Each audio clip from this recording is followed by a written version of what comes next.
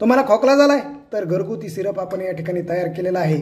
1 चमचा याचं सेवन करायचं आहे, तर तुमचा जो खोकला असेल तो खोकला तुमचा कुठल्या कुठे पळून जाईल।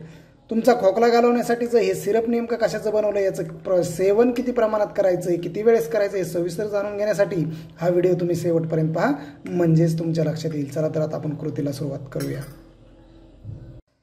आपल्याला स्क्रीनवर दिसत आहे हे डाळिंबाचे वरचे साल्ट आहेत आणि हे जे साल आहे या सालीपासून आपण खोकल्यासाठी एक सिरप तयार करणार आहोत।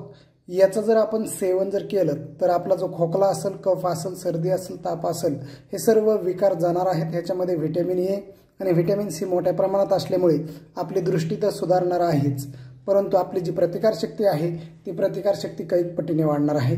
आपण एका डाळिंबाचे हे साल घेतलेले आहेत, त्याचे छोटे छोटे तुकडे केलेले आहेत। याच्यामध्ये आता आपण 1 ग्लास पाणी टाकून हे उकळवणार आहोत आणि अर्धा ग्लास राहिल्यानंतर हे गाळून घेऊन आपण कोमट असताना ह्याचं सेवन करणार आहोत। चला तर आता याच्यामध्ये आपण पाणी टाकून घेऊया। याच्यामध्ये आपण 1 ग्लास पाणी टाकूया आणि हे आपण आता गॅसवर आपण हे मिश्रण गॅसवर ठेवलेलं आहे। आता गॅसची फ्लेम आपण चालू केलेली आहे। आपण ह्याला निम्म होईपर्यंत ह्याला उकळवून घेणार आहोत। थोडीशी आता आपण वाट पाहूया। आपलं मिश्रण जवळपास रेडी झालेलं आहे। त्याच्यामध्ये आपण ही चिमूटभर काळ्या मिऱ्याची पावडर टाकणार आहोत। या ठिकाणी तुम्ही पाहू शकता ही काळ्या मिऱ्याची पावडर आपण त्याच्यामध्ये चिमूटभर टाकायची आहे। याच्यामध्ये उष्ण गुणधर्म जास्त प्रमाणात असल्यामुळे आपली जी सर्दी असेल, ताप असेल, खोकला असेल हे सर्व निघून जाणार आहेत। आपल्यासाठी महत्त्वाचं म्हणजेच खोकला, आपल्या थ्रोटमध्ये जर इन्फेक्शन झालेलं असेल तर ते इन्फेक्शन सुद्धा निघून जाण्याचं कार्य हे मिश्रण करणार आहे, हे सिरप करणार आहे। आपण आता हे जे मिश्रण आहे आणखीन थोडंसं 2 ते 3 मिनिट आपण उकळू देणार आहोत। गॅसची फ्लेम थोडीशी वाढवूया, म्हणजे आपलं जे काळ्या मिऱ्याचं जे अंश आहेत ते अंश त्याच्यामध्ये उतरणार आहेत। आपलं हे खोकल्याचं सिरप गुणकारी आहे, परिणामकारक आहे। मी स्वतः ह्याचा अनुभव घेतलेला आहे। याच्या साहाय्याने कसलाही खोकला असेल, कोरडा खोकला असेल, कफाचा खोकला असेल, तो निघून जाणार आहे। तर मित्रांनो, आपण थोडीशी वाट पाहूया आणि हे मिश्रण जे आहे ते गाळून घेऊया। आपलं मिश्रण रेडी झालेलं आहे। आता आपण त्याला गाळून घेणार आहोत।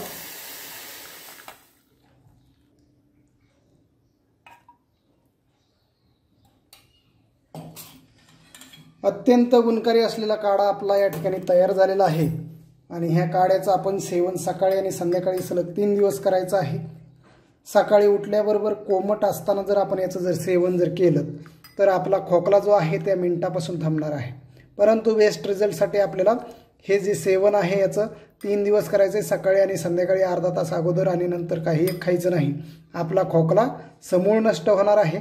कोरडा खोकला असेल, कफाचा खोकला असेल, ॲसिड रिफ्लक्सचा खोकला असेल, हे सर्व जे प्रॉब्लेम्स आहेत ते प्रॉब्लेम्स आपले दूर होणार आहेत, निघून जाणार आहेत। मित्रांनो, बेस्ट रिझल्टसाठी आपल्याला हे 3 दिवस घ्यायचं आहे।